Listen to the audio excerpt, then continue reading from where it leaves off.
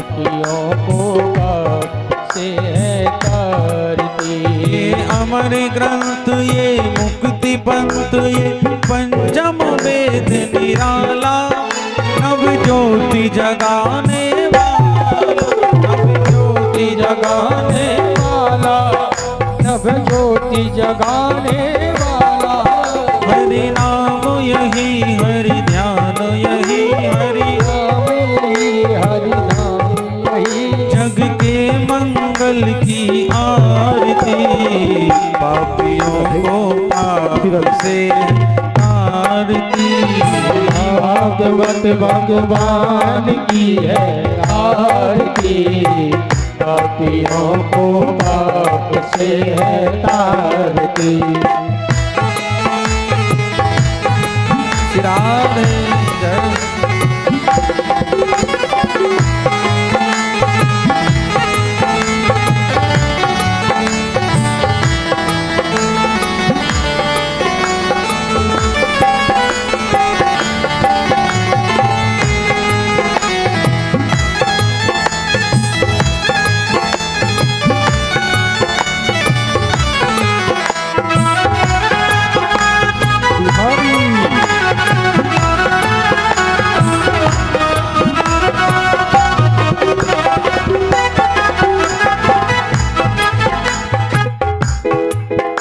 ये शांति गीत पावन पुनीत पापों को मिटाने वाला, हरि दर्श कराने वाला, हरि दर्श कराने वाला, हरि दर्श कराने वाला। हे सुख करणी दुख हरणी, हे सुख करणी ये दुख हरणी, श्री मधुसूदन की आरती, पापियों को पाप से तारती।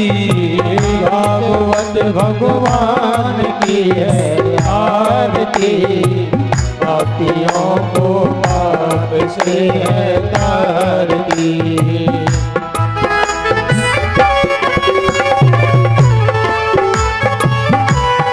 श्री राधा वल्लभ।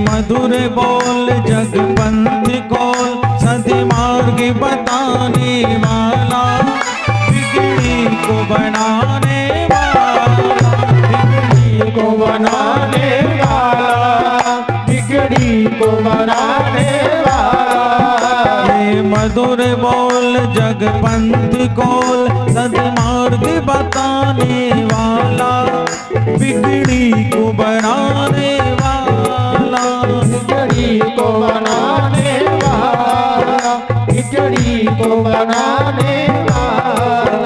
श्री राम यही घन श्याम यही, श्री राम यही घन श्याम यही, मेरे राम यही मेरे श्याम यही, मेरे राम यही मेरे श्याम यही। प्रभु की महिमा की आरती, पापियों को पाप से तारती। भागवत भगवान की है आरती, पापियों को पाप से है तारती। श्री भागवत भगवान की है आरती, पापियों को पाप से तारती। भागवत भगवान की है आरती, पापियों को पाप से है तारती। कर्पूर गौरम करुणावतारम, संसारि सारम भुजगेन्द्रहारम, सदा वदन्तं हृदयारविन्दे भवं भवानी शरणमामि। त्वमेव माता च पिता त्वमेव, त्वमेव बन्धु च सखा त्वमेव, त्वमेव वेद्यः सर्वं त्वमेव, त्वमेव वामदेव देवा। हरे राम राम राम हरे हरे, हरे कृष्ण कृष्ण हरे हरे, हरे राम राम हरे हरे, हरे कृष्ण कृष्ण कृष्ण हरे हरे, हरे कृष्ण कृष्ण हरे हरे, हरे कृष्ण कृष्ण हरे हरे। बोले श्रीमद् भागवत महापुराण की जय। चलिए नसीति गंडम पुष्पे देवादिवंदनम आरोग्यार्थे आत्मादिवंदनम हस्तो प्रक्षाल्या मंत्र पुष्पांजलि। हरि ओम। जगनेन जगयाम यजन्त देवास्तानि धर्माणि प्रथमान्यासन्ना तेहनाकं महिमानः सचन्द्र पूर्वे शाद्याः सन्ति देवाः। हरिः ओम। एकदन्ताय विद्महे वक्रतुण्डाय धीमहि तन्नो दन्ती प्रचोदयात्। हरिः ओम। गण अंबिकायै च विद्महे कर्मसिद्धि च धीमहि तन्नो गौरी प्रचोदयात्। नाना सुगंध पुष्पाणि यथा कालोद्भवानि च पुष्पाञ्जलिर्मयादत्ता। ग्रहाण परमेश्वरः प्राणपुरुषोत्तमाय नमः मंत्र पुष्पांजलिं समर्पयामि। बोले श्रीमद् भागवत महापुराण की जय। बालकृष्ण भगवान की जय हो। सभी भक्तगण अपनी यथास्थान पर आकर कथा श्रवण करेंगे। जय श्री राधे श्री राधे।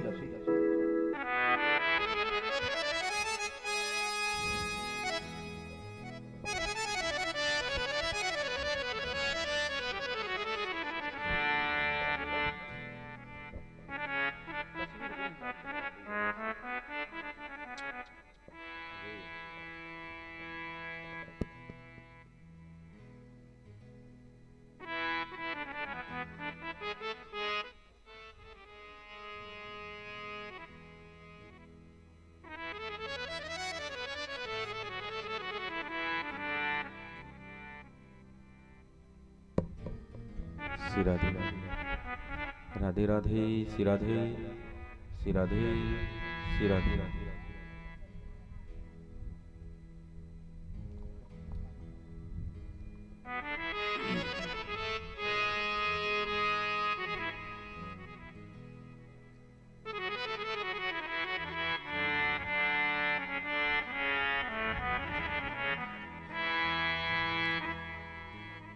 हरिः ओम नमो भगवते वासुदेवाय।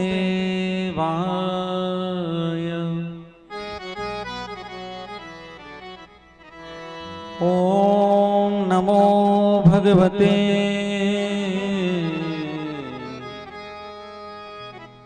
वासुदेवाय।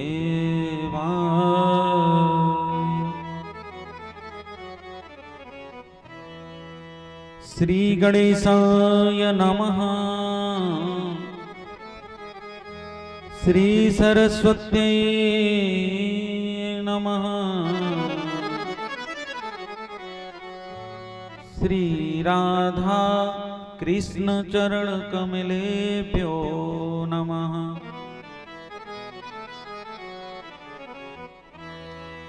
श्री सीतारामाभ्यां नमः। श्री उमा महेश्वराभ्यां नमः। श्री लक्ष्मी नारायणाभ्यां नमः।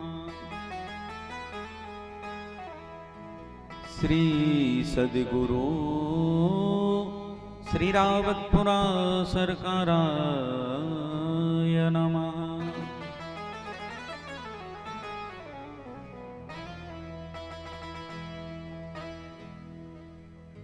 श्री माता पिता चरण कमलेभ्यो नमः।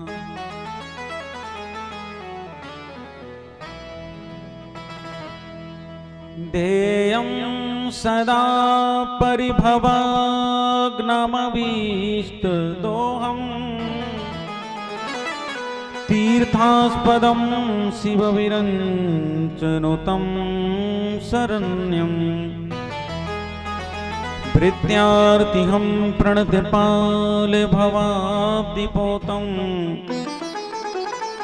वन्दे महापुरुषते चरणारविन्दम्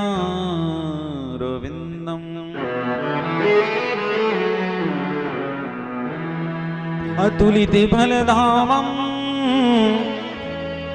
हेमशैलावदेहं तनुजीवन कृशानं ज्ञानिनामग्रगण्यं सकल गुणनिधानं वानराणामधीशं रघुपति प्रियभक्तं मातुजातं नमामि।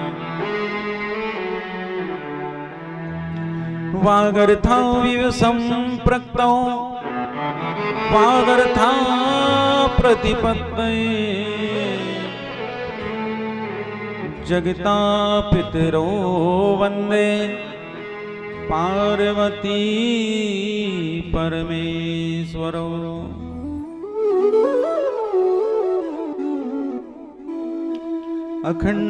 अखण्डमण्डलाकारं व्याप्तं येन चराचरं तत्पदं दर्शितं येन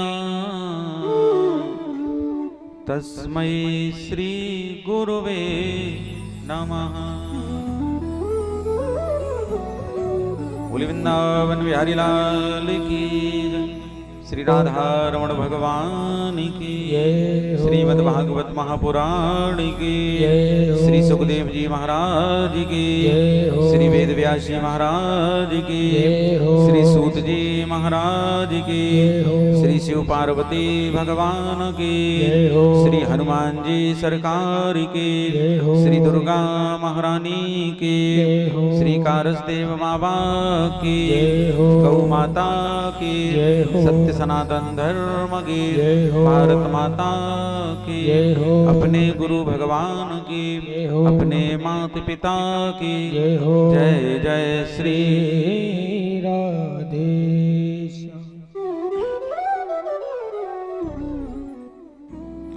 परम मंगलमय भगवत स्वरूप आनंद सच्चिदानंद घन भगवान श्री राधा रमण श्री बांके बिहारी लालजू की वांग्मयी प्रति स्वरूपा श्रीमद् भागवत महापुराण परमहंसों की पावन संहिता में सर्वप्रथम भगवान श्री राधा कृष्ण, भगवान श्री शिव पार्वती, श्री हनुमान जी सरकार के चरणों में व्यासपीठ से बारंबार प्रणाम। परमाराध्य ब्रजभानु नंदिनी श्री लाडली जी सरकार के श्री चरणों में व्यासपीठ से बारंबार प्रणाम। समस्त भूदेव ब्राह्मणों के चरणों में व्यासपीठ से बारंबार प्रणाम। मुख्य यजमान परिवार आदरणीय श्री बलबीर सिंह जी यादव सरपंच साहब सपत्नीक, आप दोनों के हृदय में विराजमान भगवान श्री राधा गोविंद के चरणों में व्यासपीठ से बारंबार प्रणाम। समस्त मातृशक्ति माताओं बहनों को व्यासपीठ से बारंबार प्रणाम एवं समस्त श्रोताजन, समस्त ग्राम के वासी, क्षेत्र के वासी सभी को प्रेम भरा राधे राधे। प्रेम से बोलेंगे एक बार राधे राधे। आइए द्वितीय दिवस की मंगलमयी वेला में हम सभी अवगाहन करें तो भगवान का नाम स्मरण, क्योंकि भगवान का नाम गाने से, भगवान का कीर्तन करने से कथा में मन लगता है। तो भगवान की कथा में मन लगे, इसलिए मन की निर्मलता के लिए, मुख और वाणी को पवित्र करने के लिए भगवान के नाम का कीर्तन, तदुपरांत भगवान की मंगलमयी कथा। बोले वृंदावन बिहारी लाल की जय हो। सिया राम जय जय राम, सिया राम जय जय सिया राम, सिया राम जय जय राम, सिया राम जय सिया राम, सिया राम जय जय राम, सिया राम जय सिया राम, सिया राम जय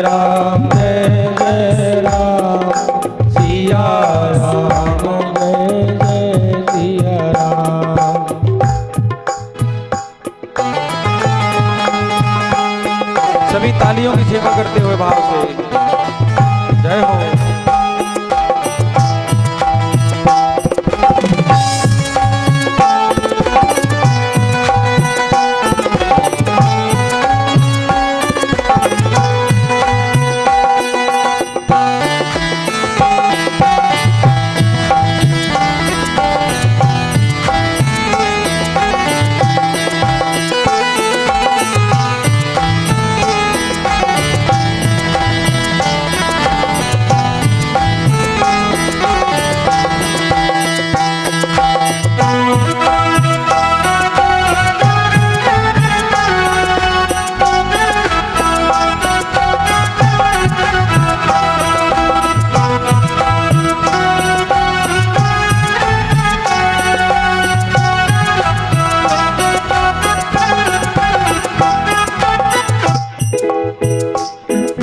सिया राम जय राम जय जय राम, सिया राम जय राम जय जय राम, सिया राम जय जय राम, सिया राम जय जय सिया राम, सिया राम जय राम जय जय राम, सिया राम जय राम जय जय राम, सिया राम जय राम जय जय राम, सिया राम जय जय सिया राम, सिया राम जय राम जय जय राम, सिया राम जय जय सिया राम, ओ सिया राम जय जय राम, सिया राम जय जय सिया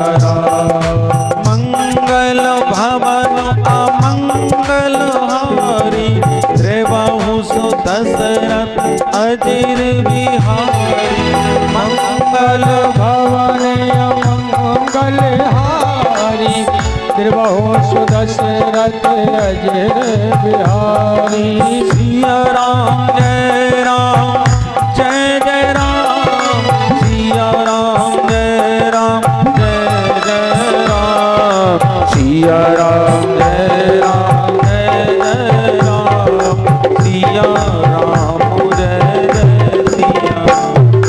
सिया राम जय जय राम, सिया राम जय जय सिया राम,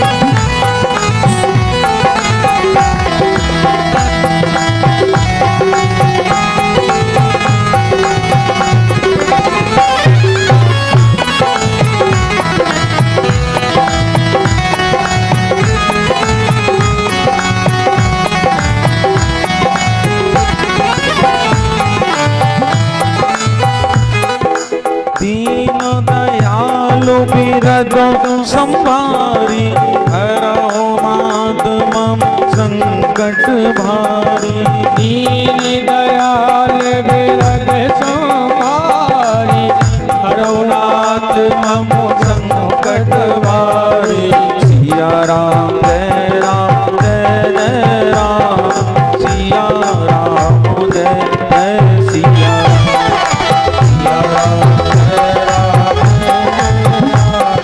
सिया राम जय जय सिया राम, सिया राम जय राम जय जय राम, सिया राम जय जय सिया राम, सिया राम जय जय राम, सिया राम जय जय सिया राम, सिया राम जय जय सिया राम, सिया राम जय जय सिया राम, सिया राम जय जय सिया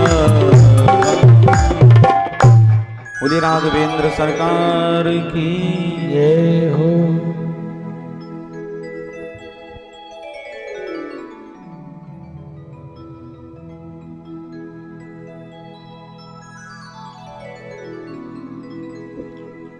ओम नमो भगवते वासुदेवायस्तु।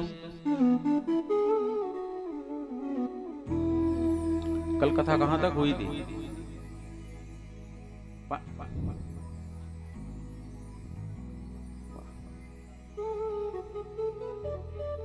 पारी सतई से पूछने होती सुबह घरे नहीं करवा लेते, इसे तो गांव में कराई के गांव के सब सुने बताएं।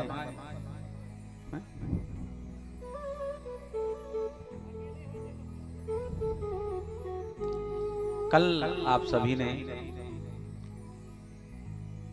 नारद जी को सनत कुमार कथा सुना रहे हैं। जब ज्ञान और वैराग्य का बुढ़ापा दूर हो गया, भक्ति माता के कष्ट का निवारण हो गया, नारद जी बड़े प्रसन्न हो गए। उन्होंने एक ही बात पूछी कि भैया क्या भागवत सरिता में स्नान करने से, भागवतामृत पान करने से क्या पापी व्यक्ति भी मुक्त हो सकता है? पापी व्यक्ति मुक्त हो सकता है? तो सनत कुमार कहते हैं नारद तुम तो कह रहे हो पापी, और हम कह रहे हैं जिसने जीवन भर पाप किए और पाप करते करते मर गया, और मरने के बाद यदि प्रेत बनकर, भूत बनकर भी भागवत की कथा को सुन लिया तो भी मुक्ति हो जाती है। बोलिए भक्तवत्सल भगवान की। तो LIC का जैसे बीमा हो, LIC को बीमा हो, जिंदगी के साथ भी जिंदगी के बाद भी, यानी जियत रहे तो भी लाभ है और मर गए तो घर वालों को लाभ है LIC का पैसा। ऐसे ही जिंदगी के साथ भी जिंदगी के बाद भी भागवत जी का ही वैसा। बोले जिंदा में सुन ली तब तो आनंद ही है, और यदि मरने के बाद अपने परिवार के किसी सदस्य ने, किसी बेटा बेटी ने भागवत की कथा सुना दी तब परम आनंद। तो बोले जीवन भर पाप किए। नारद जी कहते हैं भैया ऐसी कोई कथा है जिसने मरने के बाद सुनी हो? क्योंकि मरने के पहले तो सब सुनते हैं कथा, मरने के बाद ये पहली बार सुन रहे। सनत कुमार कहते हैं बिल्कुल, गौकर्ण आख्यान है कि तुंग भद्रा तटे पूर्वम भूत पत्तन उत्तमम यत्र वर्णः स्वधर्मेण सत्य सत्कर्म तत्परा। सनत कुमार कहते हैं नारद जी एक तुंगभद्रा नदी है, तुंगभद्रा नदी कर्नाटक में बहती है। उसी तुंगभद्रा नदी के किनारे एक गांव है, नाम है उसका उत्तम नगर। उत्तम नगर में एक आत्मदेव नाम के पंडित जी रहते हैं, बड़े विद्वान हैं, कर्मकांड पंडिताई का काम है इनका। इनकी पत्नी है, नाम है श्रीमती धुंधली देवी। यथा नाम तथा गुण। तो गुण कैसे हैं? तो पत्नी के गुण बता रहे। लोक वार्ता रता क्रूरा प्रायसो बहुजल्पिका सूराचाग्रह कृत्येषु कृपणा कलह प्रिया। बोले पत्नी कैसी है? ब्राह्मण जो आत्मदेव पंडित जी हैं तो बड़े उदारवादी हैं, बड़े सज्जन हैं, लेकिन पत्नी उतनी ही खतरनाक है। लोक वार्ता, इधर उधर की बातें करना, लड़ाई झगड़ा करना, सूराचाग्रह कृत्येषु, कृपणा, लोभी है, और कलह प्रिय है, एवं 10 बार भोजन करने वाली, 10 बार खाती है दिन में। लक्षण ठीक नहीं है इनके। कोई संतान नहीं, कोई बेटा बेटी कुछ नहीं है। घर में एक गाय है तो गाय के भी कोई बछड़ा बछिया कुछ नहीं होता। एक दिन पंडित जी गांव में बैठे थे कहीं, तो गांव के किसी आदमी ने बोल दिया कि महाराज आप तो इतने बड़े विद्वान हो, ज्ञानी हो, और बताओ आपकी उम्र निकली जा रही, कोई छोरा नहीं है, कोई लाला लाली कुछ नहीं, कुछ करते क्यों नहीं? तुम्हारे लगता है पूर्वज जो हैं, तुम्हारे पितृ तुमसे संतुष्ट नहीं है, क्योंकि पितरों की प्रसन्नता ही हमारी वंशावली को बढ़ाती है। पितृ यदि प्रसन्न नहीं होंगे तो बेटा नहीं होंगे। तो पितृ हमारी वंशावली को बढ़ाने वाले देवता हैं। तो बोले तुम्हारे पितर जो हैं वे खुश नहीं तुमसे। पंडित जी को बड़ी गिलानी भई, सोचने लगे इससे अच्छा तो मर जाए। गए जंगल में मरने के लिए, एक पेड़ के नीचे पत्थर पे बैठ गए, सोच रहे कि बताओ हमने ऐसा कौन सा कर्म किया कि मेरे कोई संतान नहीं है, कोई बेटा नहीं। सोचते सोचते रोने लगे, और जब रोए तो एक महात्मा जी वहां से गुजरे। महात्मा जी ने रोते हुए पंडित जी को देखा तो पास में गए, बोले कि ब्राह्मण क्यों रो रहे हो, क्या बात है, मुझसे कहो, मुझसे कहो, क्या तुम यहाँ जंगल में भगवान से मिलने आए हो? तुम्हें भगवान से मिलना है, मैं तुम्हें मिलाऊंगा। मैं तुम्हें ऐसा मंत्र दूंगा जो सीधे तुम्हें भगवान से मिलाएगा, बस उसका तुम जप करना। ज्यों ब्राह्मण ने देखा, पंडित जी ने महात्मा जी को देखा तो तुरंत चरणों में गिर गए। चरणों में गिरे, प्रणाम किया, बोले महाराज हम भगवान के लिए नहीं रो रहे। फिर बोले हम संतान के लिए रो रहे। महात्मा जी ने अपना माथा पकड़ लिया कि बताओ, हम तो सोच रहे थे कि ये भगवान के लिए रो रहे, तो हम इन्हें कुछ मंत्र आदि दें, गुरु मंत्र दें भगवान तक पहुंचने का, लेकिन पंडित जी तुम तो संतान के लिए रो रहे। तो भाई मैं चलता हूं। जैसे ही महात्मा जी जाने को हुए तो पंडित जी ने चरण पकड़ लिया। चरण पकड़ लिया, बोले महाराज जाते कहां हो, अब तो आशीर्वाद दे के जाओ कि बेटा होगा। महात्मा जी बोले अच्छी आफत गले पड़ गई, बताओ के लिए पूछ लिया हमने कि क्यों रो रहे, तब इसका मतलब ये नहीं कि हम आशीर्वाद दे दें, वरदान दे दें कि तुम्हें बेटा हो जाए। पंडित जी बोले यदि बेटा होने का आशीर्वाद नहीं दिया तो हम मरेंगे, और मरेंगे और ब्रह्महत्या तुम्हें देके जाएंगे। अब तो महात्मा जी का सिर एकदम घूम गया। बोले ब्राह्मण बताओ, तुम बेटा के लिए अपनी जान दोगे और मुझे ब्रह्महत्या लगा रहे? अरे किसको बेटों से सुख मिला? एक भी पिता ऐसा कह दे कि जो बेटों से सुखी है। बेटों से सुख नहीं मिलता। क्यों बेटा बेटी के चक्कर में पड़े हो? भगवान को ही पुत्रवत मानने लग जाओ।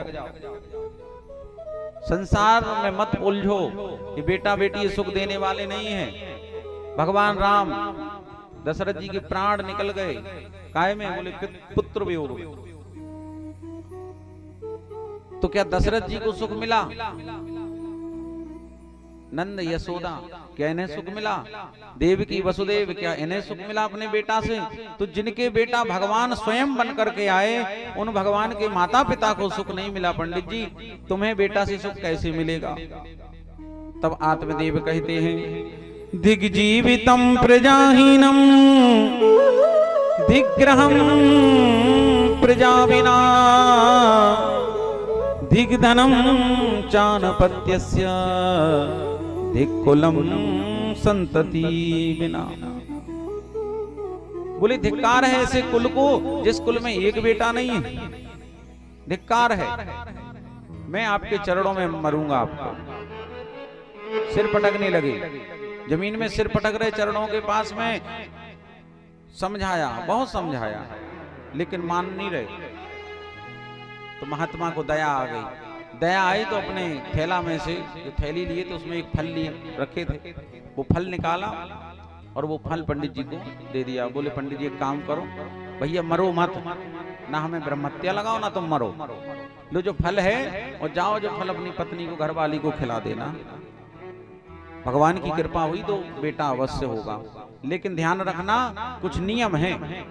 क्या नियम है महाराज? बोले नियम ये है कि एक बार तो भोजन करना पड़ेगा। जो भी ये फल खाएगा, जो भी स्त्री फल खाएगी, एक बार भोजन का नियम। एक बार भोजन, झूठ बोलना नहीं, लड़ाई झगड़ा करना नहीं, और जितना हो सके भगवान के कीर्तन, भगवान की कथाएं सुनना। बोले महाराज हमारी पत्नी तो बहुत पतिव्रता है, और उन्हें इस बात का मालूम नहीं है कि असली डाकन जी के घर में, उन्हें नहीं पता है कि पति के सामने एकदम सती सावित्री बन जाती। जब पति आए तो हाथ जोड़े खड़ी, जल लिए हाथ में, तुरंत चाय लाए, तो बड़े नाटकीय है। अब पंडित जी ने प्रणाम किया संत जी को। वाह, संत तो दया के सागर होते हैं, करुणा के सागर, बड़ी कृपा करी संत ने। इस प्रकार संत की जय जयकार करते घर आए सो अपनी पत्नी धुंधली को आवाज लगाई, अरे धुंधली बाहर तो आ, देख मैं क्या लाया है। तो वह रसोई में थी, भोजन बना रही थी, शाम का समय, तो आंटे ही कूद रही थी, तो हाथ छबे वैसे ही लेके आई। कहा लायो महाराज? बोले देख हम फल लेके आए। बोले बताओ तुम फल लेके आए, ऐसे चिल्ला रहे जैसे हार ले आए हो सोने को, चिल्ला तो ऐसे रहे। अरे बोले ऐसो वैसो फल नहीं लाए। फिर बोले इसको खाएगी तो बेटा होगा। बोले क्या बात कर रहे, बेटा होगा इसको खाने से? किसने दिया? बोले एक सिद्ध महात्मा ने दिया है जंगल में। बोले इसको खाएगी तो बेटा होगा, ले जल्दी से खा ले इसको। धुंधली बोली अभी बहुत काम करना है, काम करके मैं फिर खा लूंगी। ठीक है, लेकिन सुन नियम है इसके। क्या नियम है? बोले नियम ये है कि सत्य बोलना है, लड़ाई झगड़े करने नहीं है, एक बार भोजन करना है, भगवान की कथाएं सुनना है। अब महाराज ये चक्कर में पड़ गए, सोच में पड़ गई गहरी कि फल तो हम खा लेते, लेकिन ये नियम बहुत तगड़े हैं, नियम नहीं कर पाएंगे। नियम कैसे हो? 10 बार जो खाए उससे कहो कि एक बार खाने, तो वो रुक जाएगा क्या? नहीं माने। फल ले लिया उसने, अपने रसोई में काम करने लगी, फल नहीं खाया। रात ऐसे ही गुजरी, सवेरा हो गया, अब काम में मन नहीं लग रहा क्योंकि पति ने फल दिया। और पति तो सवेरे से निकल गए गांव में आत्मदेव सुनाने के लिए कि महात्मा जी मिले थे सिद्ध, फल दिया है, अब देखो हमें भी बेटा होगा। और ध्यान रखो, लक्ष्य तक पहुंचने से पहले यदि प्रचार प्रसार किया जाए तो वो लक्ष्य कभी हासिल ही नहीं होता। जब तक लक्ष्य तक नहीं पहुंच जाओ तब तक उसका शोर मत करो कि हम ऐसा कर रहे, नहीं तो लोगों की दृष्टि बड़ी खराब है, तुरंत नजर लगती है कोई काम करने अच्छा करने जाओ तो लक्ष्य तक नहीं पहुंचे, उससे पहले ही हल्ला हो गया। बोले हमारे भी बेटा होगा, हमारे भी बेटा होगा, सुनाते घूम रहे गांव में। और जाने फल लो, आ गई अपने घर की देरी पे बैठ गई। अब बैठी वो फल लिए, सोच रही खाऊं कि ना खाऊं, इतने में पड़ोसन निकल आई। पड़ोसन बोली क्या लिए है फल, क्यों घुमा रही इधर से साथ में? तो बोली अरे कहाँ बताऊं, मैं तो सोच ही रही थी कि कोई पूछे तो। अब तू बता, पंडित जी गए थे जंगल में, कोई महात्मा ने फल दिया है, वे कह रहे थे कि इसको खाने से बेटा होगा। कारी मुझे जा बता कि तेरे 3 लड़का हैं, 3 है, तेने फल खाओ तू का? बोली हमने तो फल नहीं खाओ, हमने तो फल नहीं खाया, हम तो ऐसे ही हो गए भगवान की कृपा से। बोले भाई तो हम समझ रहे, रात भर से विचार कर रहे कि फल खाने से कहां बेटा होता है। तो पड़ोसन बोली कि देखो ऐसा नहीं है, यदि किसी महात्मा ने दिया है और कोई मंत्र से सिद्ध किया हुआ फल है तो खा ले, होना होगा तो हो जाएगा, नहीं तो नुकसान थोड़ी करेगा। तो धुंधली कहती है अरे मैं खा भी लूं, लेकिन नियम बहुत तगड़े हैं। वे बोल के गए कि सच बोलना, तुझे पता है मैं कभी सच बोलती हूं। कह के गए हैं कि एक बार भोजन करना, एक भक्तम तू भोजन, बोले एक बार भोजन, तुझे पता है मैं 10 बार खाती हूं। और मान ले मैंने खा भी लिया फल, और खाने के बाद में गर्भवती हुई तो पेट बढ़ जाएगा। अब पेट बढ़ेगा और एक समय भोजन करूंगी तो शरीर कमजोर हो जाएगा।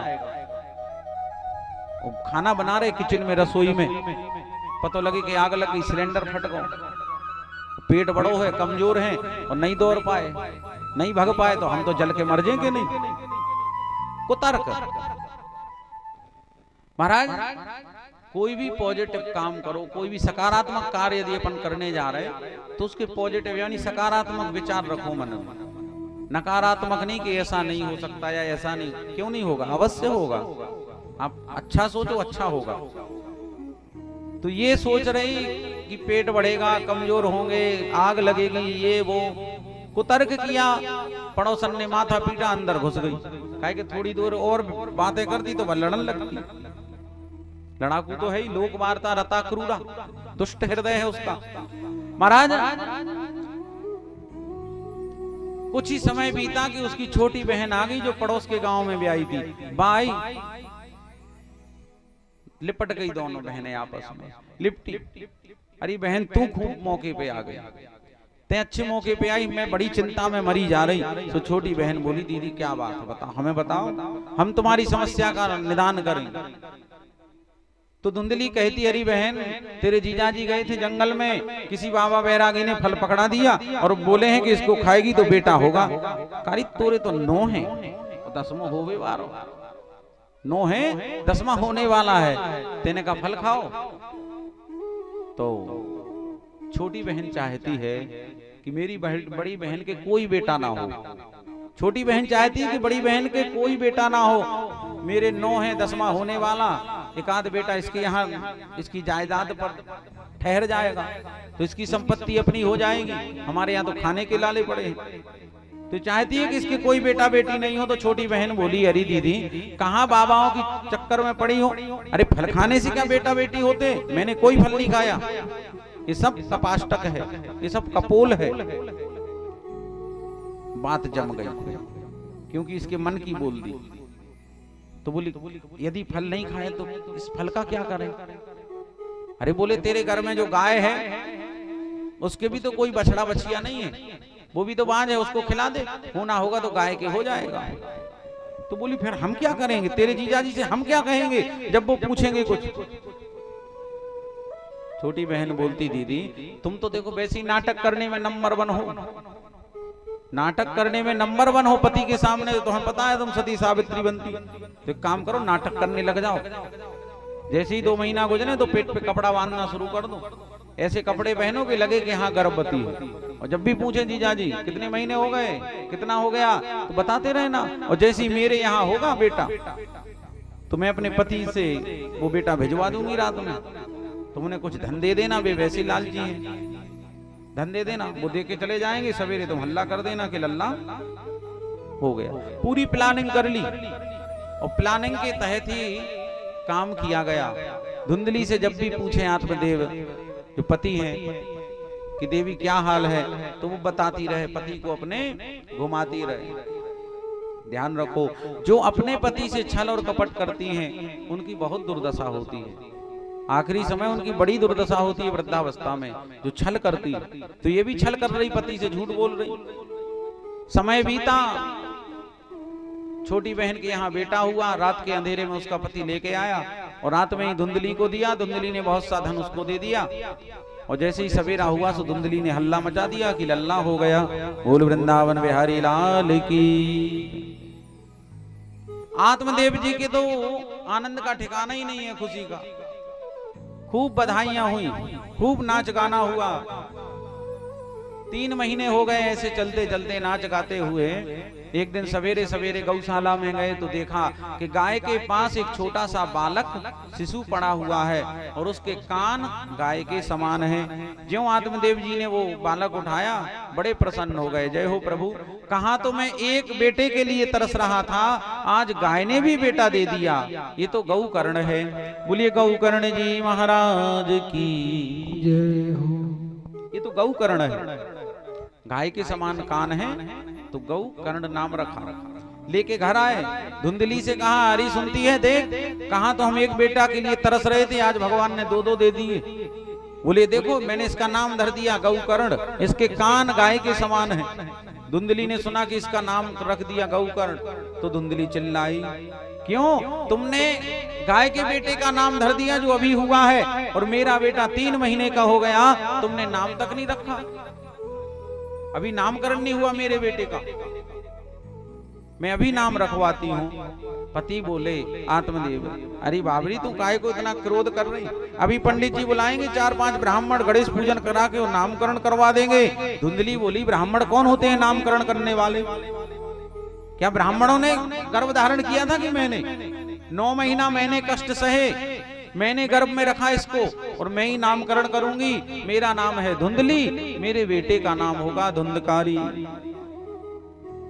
नाम रख लिया धुंधकारी, यथा नाम तथा गुण।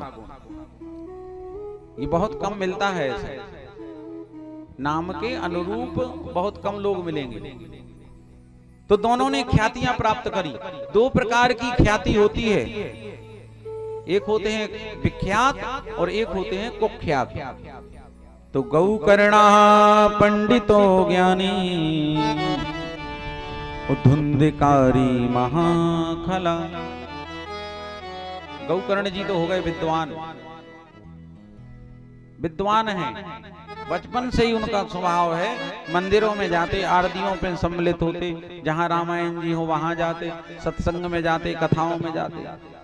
और धुंधकारी बच्चों के साथ खेलने जाता मैदान में, और जब मन भर जाता तो खेल मिटा देता, मिटा करके सब गांव के बच्चों को लेके आता। एक सूखा कुआं रास्ते में मिलता, उस कुएं में क्या करे कि बच्चों से कहे गांव के, देखो देखो कितना बड़ा मेढक है, और जैसे कुछ बच्चे झांकने लग जाए तो पीछे से लात मार दे। तो 4-6 बाल बच्चे रोज कुआं में पटक के आवे। अब काऊ के बाल बच्चे पटको तो उड़ाने आए घर, तो 2-4 महिलाएं फिर रोज आवे कि धुंधली तुम्हारे बेटा ने तो आज धुंधकारी ने हमारे बेटा को पटक दिया, बाहर लग गई, चोट आई। धुंधली शेरनी बन जाए, धुंधली बिल्कुल सिंगड़ी की तरह, शेरनी की तरह झपटे गांव की महिलाओं पर जो भी उलाहना लेके आए कि कायरी मेरो एक ही बेटा, एक ही छोरा है, और तुम्हारी नाक में दम करेगा, तुम्हें आंखों से देखो नहीं जा रहा का एक बेटा हमारा। अरे हमारा धुंधकारी इतना अच्छा, हमारा एक ही बेटा, हमारा एक ही बेटा। और धीरे धीरे धुंधकारी के दिमाग में ये चीज बिल्कुल फिट बैठ गई कि हम एक ही हैं। और जोन लड़का के दिमाग में जा बैठा देवे बाप मताई कि हम अकेले लड़का हैं, तो फिर देखो अकेले लड़का को तांडव।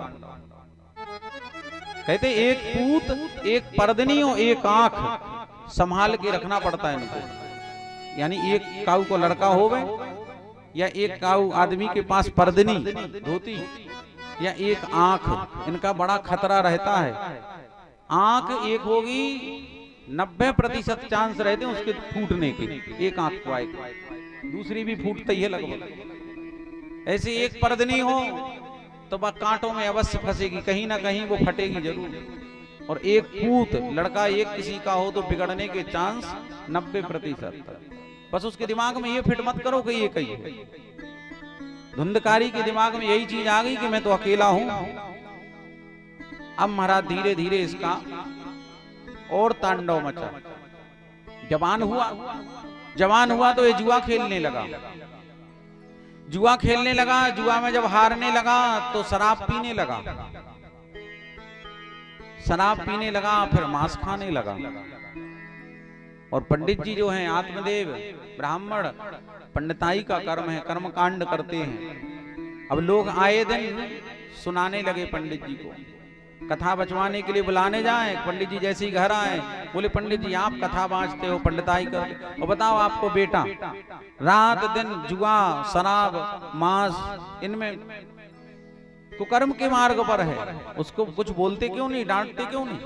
समझाओ उसको कि ब्राह्मण के ये कर्म नहीं है, ये लक्षण नहीं है। एक दिन आत्मदेव को बड़े दुखी भय। एक दिन शराब पी के आया घर, पिता ने रोक दिया, कहा धुंधकारी तू मेरे इस घर में नहीं रह सकता, तूने स्वर्ग जैसे घर को नरक बना दिया, निकल जा मेरे घर से।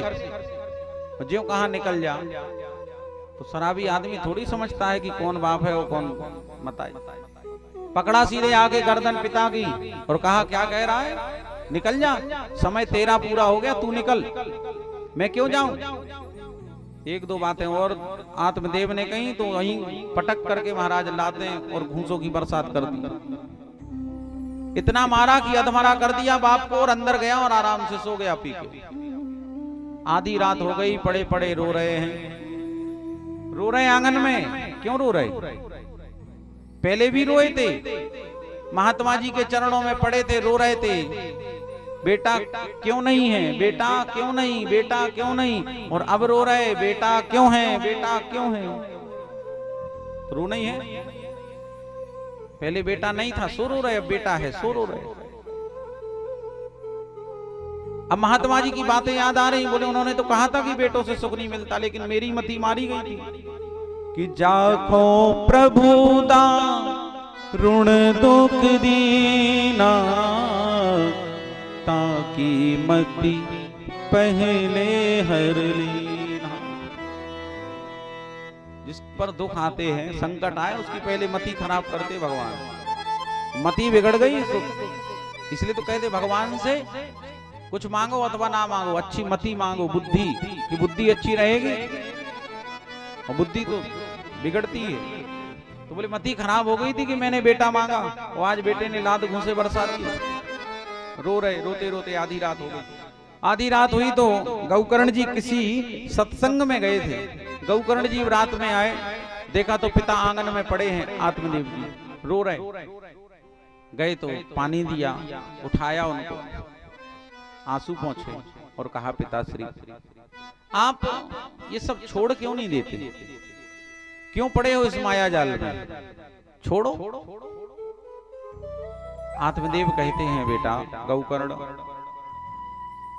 तुम भले ही कह रहे हो कि छोड़ दो, छोड़ दूंगा, लेकिन मैं ये सोच रहा हूं कि मेरे बाद मेरी पत्नी का क्या होगा, धुंधली का क्या होगा। मैं तो चला जाऊंगा लेकिन पत्नी का क्या होगा मेरी। तब गौकर्ण कहते हैं पिताजी अरे कौन पत्नी और कौन बेटा। कस्य माता पिता कस्य भार्या सहोदरा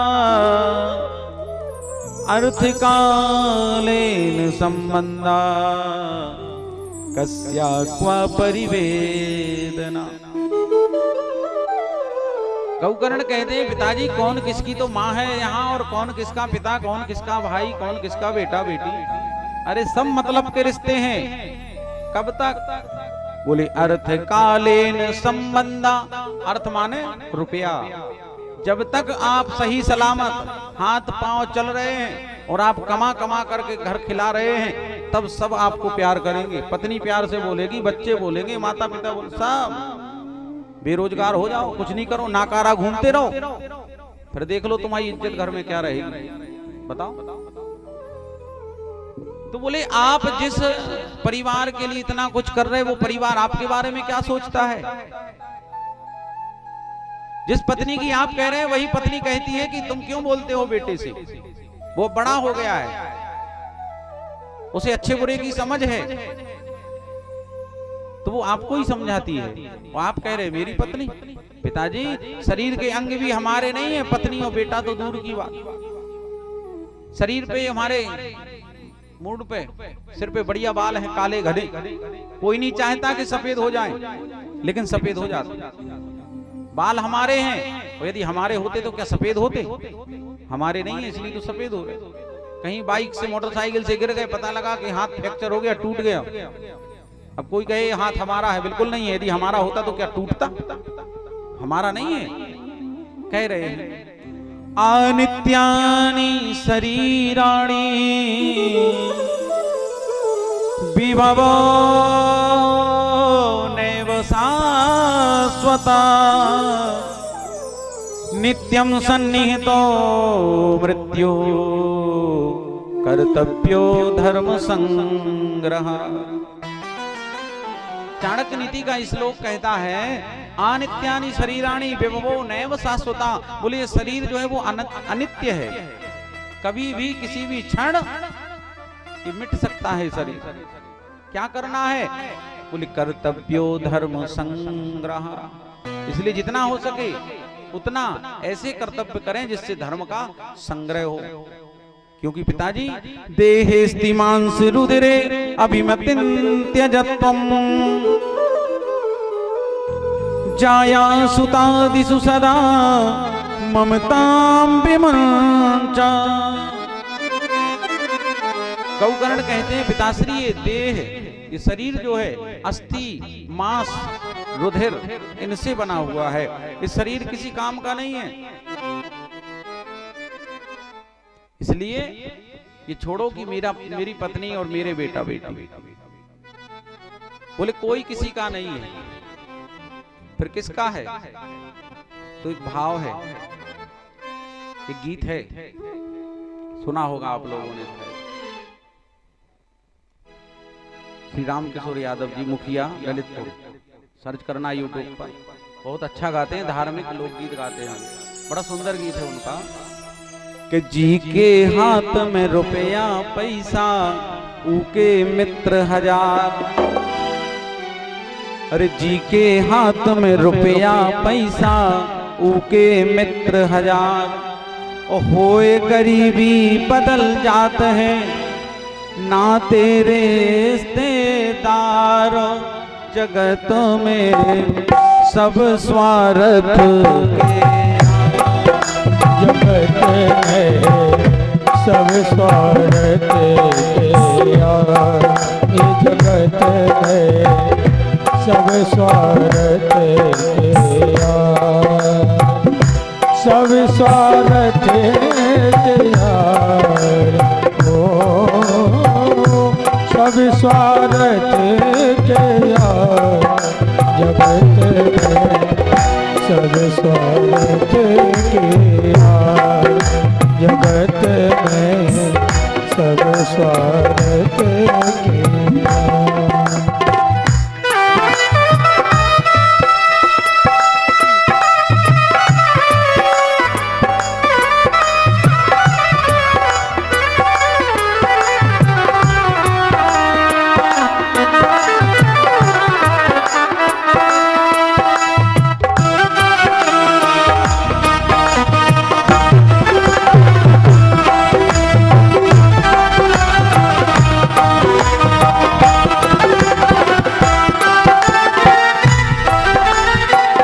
सब स्वार्थ के यारो, जगत में सब स्वार्थ के यार, जगत में सब स्वार्थ के यार। और कहा कोई किसी का नहीं जगत में, यह वेदों का सार। कोई किसी का नहीं जगत में, यह वेदों का सार। अंत समय में साथ ना देंगे कोटि बंगला कार। जगत में सब स्वार्थ के यार, जगत में सब स्वार्थ के यार, जगत में सब स्वार्थ के यार। बोले स्वार्थ लाग करें सब प्रीति, सुर नर मुनि सब की यह रीति। जब उपदेश किया गौकर्ण जी ने आत्मदेव जी को, तो आखिरी समय उपदेश मिला तो वैराग्य हुआ। कहते जब तक खुद पर नहीं बीतती तब तक आदमी की अकल ठिकाने नहीं आती। आज खुद पर बीत रही है। गौकर्ण के उपदेश सुनकर के उन्हें वैराग्य आया, और वैराग्य जब आया तो श्रीमद् भागवत महापुराण का 10वां स्कंद लेकर मथुरापुरी मधुबन में जाकर के पाठ करते हुए अपने शरीर को छोड़ा और भगवान के धाम को चले गए। बोले भक्त वत्सल भगवान की जय हो। इह संसारे खलु दुस्तारे, कृपया पारे पाहि मुरारे। भज गोविंदम भज गोविंदम, गोविंदम भज मूढ़मते।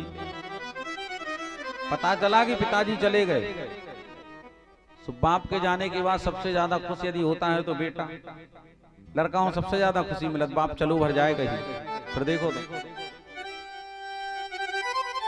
पता लगा पिताजी गए जंगल, आया अपनी माँ के पास। हाँ माँ दो बेटा, क्या चाहिए? बोले पैसा दो। और ये कहीं तो चीज चाहिए बेटा, पैसा। माँ बोली बेटा अब कहाँ कुछ बचा है? अरे जब तक पिता थे कर्मकांड करते थे तो पैसा आ जाता था, वो 5-10 रुपए। अब तो वो भी बंद हो गया। कौन काम करता? अब कोई नहीं। बेटा पैसा तो है नहीं। धुंधली ने जब कहा पैसा नहीं है तो धुंधकारी बोला, रही माँ पिताजी कुछ ना कुछ तो धन गाड़ के गए होंगे, कुछ तुझे बता के गए होंगे, बता कहाँ गाड़ के गए? धुंधली बोले तेरी कसम बेटा, एक पैसा नहीं है, फूटी कौड़ी नहीं बता के गए ना कहीं गाड़ के गए, कुछ बोल के ही नहीं गए, पता ही नहीं लगा कब चले गए। झूठ बोल रही तू, कैसे यकीन करें कि तू सच बोल रही है? पकड़ा धुंधली की गर्दन को, उसी आंगन में लेके आया। बोल कहां गाड़ के गए पिताजी, बताएगी कि अभी मारू? धुंधली कसम खाए लेकिन वो माने नहीं। धुंधकारी ने लात घूंसों की बारिश अपनी मां धुंधली पर कर दी। जैसे पटक करके पिता को मारा वैसे मां को भी कुचल दिया। घर में जो खाना बनाने के जो बर्तन थे वे बर्तन लिए बाजार में जाके बेचा और शराब पी ली। शराब पी। अब इधर धुंधली रो रही है आंगन में पड़े पड़े, पछता रही है अपने कर्मों पर कि मैंने ऐसे कर्म किए, पति से छल किया तो विधवा हुई, और जब विधवा हुई इसके बाद में आज पुत्र सुख भी नहीं है, पुत्र लाद और घूंसे मार के गया है। अपने कर्मों पे रो रही। लेकिन अब क्या है, अब पछताए होत क्या जब चिड़िया चुग गई खेत। आधी रात भई और जब आधी रात भई तो उठी और उठ करके सीधे चली गई उसी कुएं में जिस कुएं में धुंधकारी गांव के बच्चों को फेंकता था। रात के अंधेरे में जाके गिरी और वहीं पे मर गई और नरक को चली गई। बोल भक्त वत्सल भगवान की। नरकगामी अंत समय में गौकर्ण जी का उपदेश मिल गया, एक संत का उपदेश मिला आत्मदेव को, तो भगवान के धाम को चले गए। और जिसका पूरा जीवन सत्संग से विहीन रहा, आखिरी समय में उसने आत्महत्या की और आत्महत्या करने वाला नरकगामी होता है, नरक को गई। क्योंकि जीवन के मूल्यों को समझा नहीं उसने, कभी सत्संग किया नहीं। स्कूल कॉलेजों में अब केवल दो पढ़ाई जाती हैं, एक अर्थ और दूसरा काम। अर्थ और काम, धन और काम वासना, तीसरा कोई सब्जेक्ट है ही नहीं, अर्थ और काम में ही फंसा है। लेकिन पहले चारों चीजें पढ़ाई जाती थी, धर्म अर्थ काम मोक्ष। तो धर्म भी नहीं पढ़ाया जाता स्कूलों में और ना मोक्ष की शिक्षा दी जाती है, अर्थ और काम के पीछे पड़े हैं। तो धुंधली का जीवन सत्संग से विहीन नरक को गई। अब माताजी चली गई, पिताजी पहले चले गए। गौकर्ण जी के मन में विचार आया, ऐसा ना हो कि तीसरा नंबर हमारा लग जाए, किसी दिन हमें पकड़ जाए। शराबी आदमी है, कोई ठिकाना थोड़ी रहता है। बोले मतवाला हाथी और मदरा पान किए हुआ आदमी, इनसे जितना बचो उतना अच्छा है, बोलना नहीं चाहिए। जो समझदार लोग होते हैं वो कोई पीते हुए इधर उधर उल्टा सीधा बकता है या डला रहता तो वो बोलते नहीं, बोले दूर रहो उससे, बोलो ही नहीं। अगर वो बोल रहा तो भी नहीं बोलो, क्योंकि ऐसे लोगों से दूर रहना चाहिए, वे तो खुद अपने आप में ही नष्ट हो जाएंगे ना। शराबियों की तो महिमा ही अलग है। एक आदमी बैठा था अंडरवियर पहने अपनी, और फुटपाथ पे बैठा एक शहर में। फुटपाथ पे ऐसे बैठा कमजोर दुबला पतला आदमी। रात का अंधेरा था, स्ट्रीट लाइटें जल नहीं थी जो शहर में लाइट जलती, वहीं बैठा था। इतने में एक साइकिल से एक आदमी, एक मजदूर निकल रहा था, तो उसे खांसी आ रही थी। उसके पास आते आते वो साइकिल से उसकी चेन उतर गई। जो खांसी आ रही थी जिस आदमी, वो चेन उतरी, चेन उतरी, उसने चलो चढ़ा लें, साइकिल स्टैंड पे लगाई, चढ़ाने लगा। जैसे ही चढ़ाने को हो तो खांसी आ जाए भयंकर, तो वो चढ़ ना पाए चेन। कई बार कोशिश की, उसकी खांसी के कारण उसकी चेन ना चढ़े, तो जो फुटपाथ पे वो अंडरवियर पहने चड्डी बनियान में जो आदमी बैठा था दुबला पतला, कहने लगा भाई साहब खांसी कब से आ रही, कब से आ रही खांसी? बोले खांसी को हो गए 3 महीना, मिट ही नहीं रही, जा ही नहीं रही। जाने कितने डॉक्टर को दिखा लो, कितने प्रकार के सिरप पी ले, खांसी नहीं जा रही। अरे बोले हम बता रहे दवाई गारंटी से चली जाए, खांसी की दवाई हम बता रहे गारंटी से चली जाए। बोले अच्छा, बोले बताओ। बोले दारू पियन लगो, खांसी चली जाए। बोले क्या कह रहे? बोले हाँ। बोले दारू से खांसी कैसे? अरे बोले कैसे नहीं जा सकता? अरे हमने जब पी वो स्टार्ट करो तो घरवाई चलेगी, मोड़ी मोड़ा लो आके पहले नंबर। फिर मैंने पूरी जायदाद निपटाई, सुबह चली गई जायदाद, घरवाई गई, बाल बच्चे गए, जायदाद गई। अब देखो जी बैठे चट्टी बनियान पहने फुटपाथ पर, तो तुम्हारी खांसी कौन सी बल्दूगढ़ की तो नहीं जी वो भी चली जाए। तो बोले शराब, तो शराबी आदमी को नाते रिश्ते ये सब इनसे कोई लेना देना नहीं रहता, जिसे खुद से ही प्रेम नहीं है। भगवान गीता में कहते हैं अर्जुन पहले खुद से प्रेम करना सीखो, और जिसे खुद से प्रेम होगा वो ही सबसे प्रेम कर सकता है। जिसे खुद ही से प्रेम नहीं है वो संसार से क्या प्रेम करेगा, भगवान से क्या प्रेम करेगा। खुद से प्रेम करो। पहली पूजा अपने शरीर की होती है, सबसे पहली पूजा अपनी शरीर की, इसके बाद भगवान की पूजा है। पहले शरीर को अपने सिस्टम में रखो। नित्य क्रिया सबसे पहले बताई, जिसकी नित्य क्रियाएं अच्छी हैं, शरीर अच्छा है। शरीर अच्छा है तभी तो महाराज पूजा पाठ भजन हवन में मन लगेगा।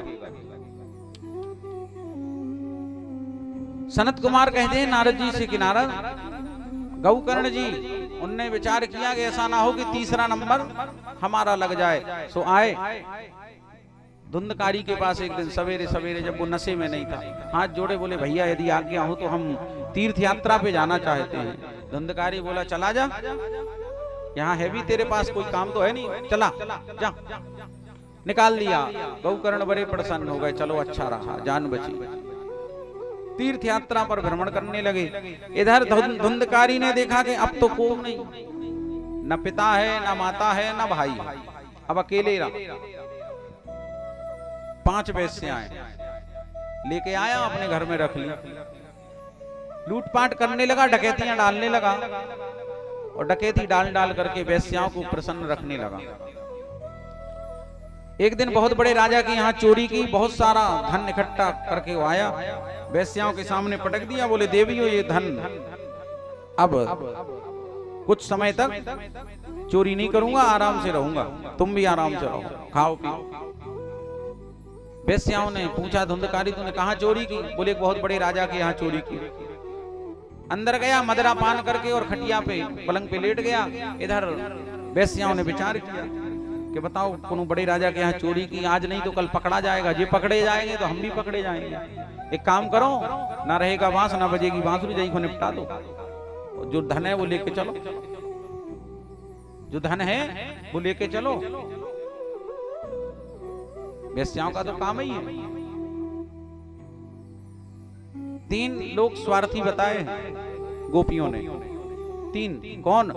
बोले एक तो भौरा, भौरा जो है वो रस चूसता है और उड़ जाता है। दूसरा बोले वेश्या, जब तक तुम्हारे पास धन है तब तक रहेगी, तुम्हारे पास धन निकला और निकल जाएगा। तीसरे ब्राह्मण पंडिताई वाले, उन्हें भी तुमसे कोई मोह नहीं, उनका तो काम हुआ 7 दिन में दक्षिणा ली वो निकल जाएंगे। तो गोपियों ने 3 लोगों को बेवफा बताया उद्धव जी के लिए। बोले ऐसे ही भगवान श्री कृष्ण है, जब तक हम गोपियां थी तब तक आनंद से यहाँ रहे, और महाराज के बाद में ऐसे निकले मथुरा के, अब लौट के ही नहीं आए। तो गौकर्ण चले तीर्थों पर, और ये 5 वेश्याओं की सेवा, और वेश्याओं ने विचार किया, प्लान किया कि इसको ही मार दो। गई 5, और उसी खाट से बांधा, और बांध करके मारने लगी तो चिल्लाया तो एक वेश्या दौड़ती गई घर में, और चूल्हे में अंगारे अंगरा आगी वाले लेके आई और भर दिए मुंह में ठूस ठूस के, सुप्राणांत उसका हो गया। बोल वृंदावन बिहारी लाल की। कि ना भुक्तम क्षीयते कर्मा जन्म कोटि सतैरपि अवश्य में भी भोक्तव्यम कृतम कर्म शुभाशुभम। अच्छे कर्म हो या बुरे कर्म, दोनों को ही हमें भोगना पड़ता है।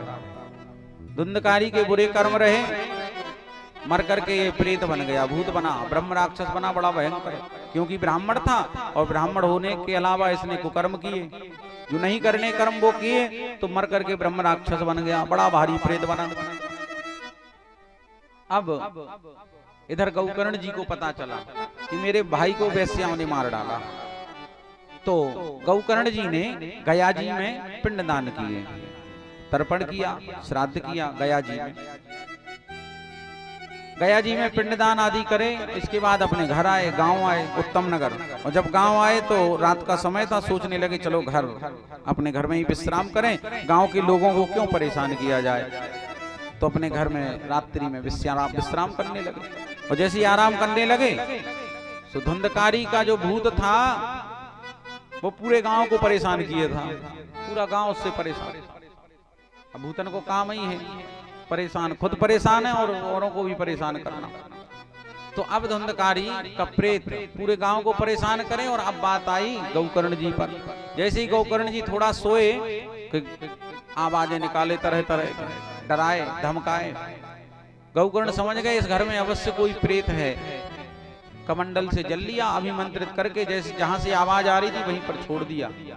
वो आवाज आकार में परिवर्तित हुई धुंधकारी की। गौकर्ण जी बोले, धुंधकारी भैया तुम प्रेत बने हो? बोले हाँ हम प्रेत बने।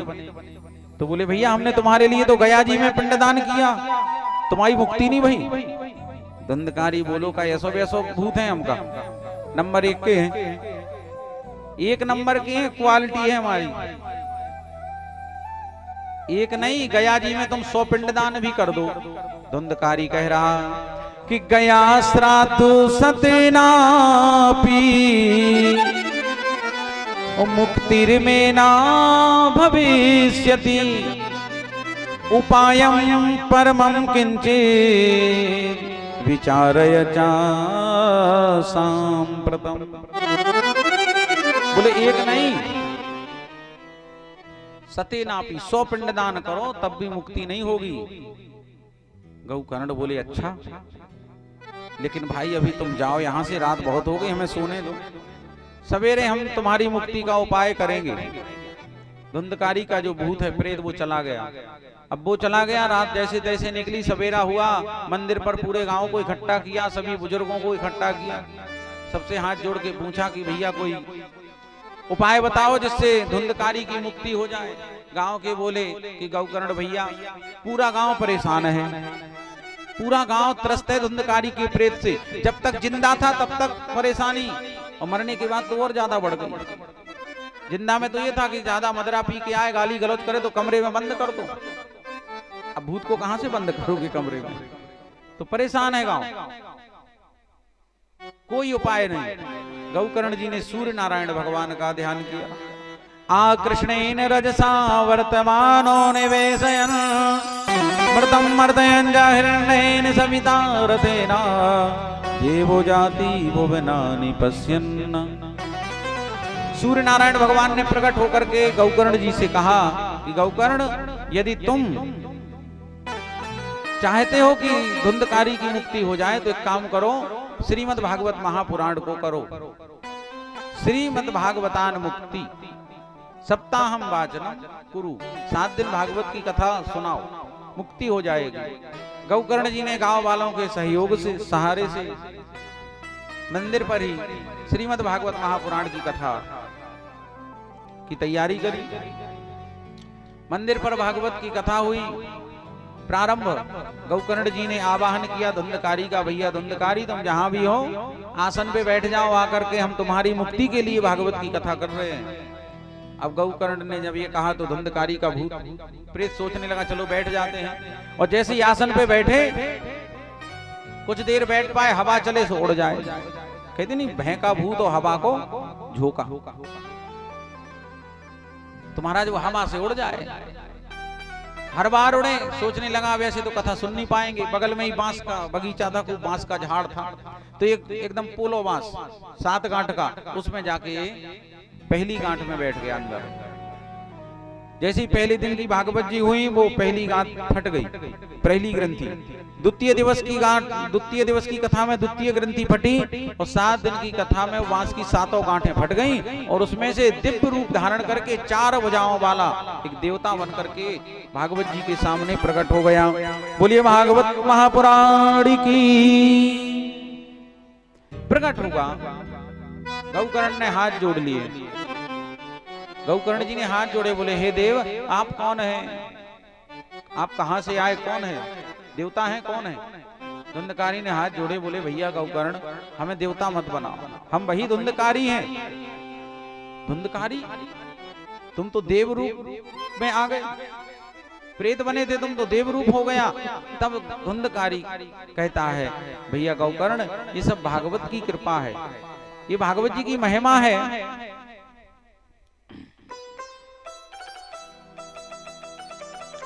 बोल वृंदावन बिहारी लाल की।